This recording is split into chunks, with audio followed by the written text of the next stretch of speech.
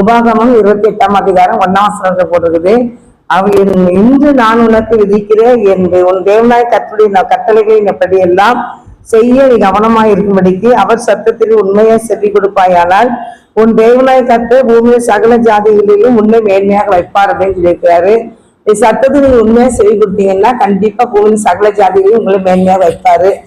சத்துக்கு நம்ம போறோம், ஆலயத்துக்கு போறோம், எதுக்கோ கிறிஸ்தவங்க சர்ச்சுக்கு போறோம் பாடுறோம்னு நீங்க நினைச்சுக்கலாம். ஆனா ஆண்டவர் விரும்புற காரியம் என்னன்னா அவருடைய ஆலயத்துக்கு வந்தாச்சுதான், வீட்டுல இருந்தாச்சுதான் அவருடைய தேவனுடைய வார்த்தைக்கு நம்ம நினைச்சோம்னா அப்படியே கீழ்ப்படியணும். ஆண்டவருக்கு வேதம் வாசிக்கும் போது என்ன பேசுறாங்க, ஆலயத்துல என்ன பேசுறாங்க கேட்டு நம்மளோட ஆண்டவர் என்ன பேசுனாங்க அப்படின்னு சொல்லி நம்ம அறிந்து நம்ம நினைச்சோம் வார்த்தையை தியானித்து நம்ம கீழ்ப்படியணும்.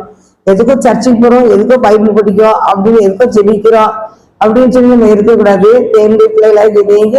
ஏசப்பா வார்த்தை நம்மகிட்ட தெரியுது. அவருடைய சத்தத்துக்கு உண்மையா செவி கொடுக்கணும். அது இன்று நான் உனக்கு விதிக்கிற உன் தேவனாக கர்த்தருடைய கட்டளைகளின் படியெல்லாம் நீ கவனமா இருக்கும்படிக்கு அவர் சத்தத்துக்கு உண்மையா செவி கொடுப்பாயானால் பூமி சகல ஜாதிகளும் உன்னை மேன்மையாக வைப்பேன் அப்படின்னு ஆண்டு சொன்னாரு. அது மாத்திரம் இல்லை, நம்ம ஒரு கல்யாணத்தை கூட நான் பார்ப்போம். யோவான் 2ஆம் அதிகாரத்துல கூட காணாவர் கல்யாணத்தை நான் பார்க்கும்போது கூட அங்க திராட்சரசம் குறைப்பட்டிருக்கோம். திராட்சரசம் குறைப்படல அங்க இடிச்சிருந்தாங்க. இயேசுவின் தாயும் அவங்க அழைச்சிருந்தாங்க. ஏசப்பா சீசர்ல வந்திருந்தாங்க. அங்க ஏசப்பா வந்திருந்தாங்க. அந்த இடத்துல இருந்துச்சுன்னா திராட்சரசம் குறைபட்டுட்டு அப்போ நினைச்சுறாங்கன்னுட்டு ஏசப்பா அவருடைய அம்மா மரியாள் அவங்க வந்து சொல்றாங்க திராட்சரசங்கை குறைஞ்சிட்டு அப்படின்னு சொல்லி ஏசப்பர் சொல்றாங்க. அப்போ ஏசப்பா என்ன சொல்றாங்கன்னா என்னுடைய வேலை இன்னும் என்ன செய்யல வரல அப்படிங்கிறாங்க. இப்போ ஏசப்பா வேலைக்காக நம்ம என்ன செய்யணும், காத்துதான் இருக்குமே தவிர எந்த காரியத்திலையும் ஏசப்பாவுடைய காரியத்துல நம்ம அவசரப்படவே கூடாது. ஏசப்பா எந்த காரியத்துல நீ பொறுமையா இருந்து சொல்லி இருக்கிறாரோ அதை பொறுமையா நம்ம இருக்கணும்.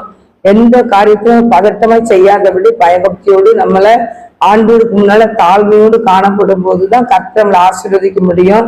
சில காரியங்கள் நமக்கு இந்த காரியம் நடக்கலையே அப்படின்னு சொல்லி நம்ம விளம்பி தவிர்த்தோமானால் ஆண்டவர் சில காரியங்களை அவர் எதுவுமே அவசரப்பட்டு செய்யவே மாட்டார். எந்த ஒரு காரியத்துக்கும் பொறுமையா காத்திருக்கதான் வைப்பாரு. நம்ம நினைச்சு விடுறோம், நம்ம ஆண்டவரே இந்த காரியத்துல ஒரு நல்ல விடுதலை தாங்க அப்படின்னு கேட்டாங்க கூட ஆண்டவருக்கு நேரம் வரணும். அதுக்கு நேரம் ஆகணும். அந்த காலமும் வந்தாதான் அந்த ஆண்டவர் அந்த காரியத்துல ஒரு ஜெயமா நமக்கு மாற்றி கொடுக்க முடியுமே தவிர நம்மளுடைய அவசரத்துக்கு நம்மளுடைய காரியத்துக்கு நம்ம நினைச்ச முடியாது.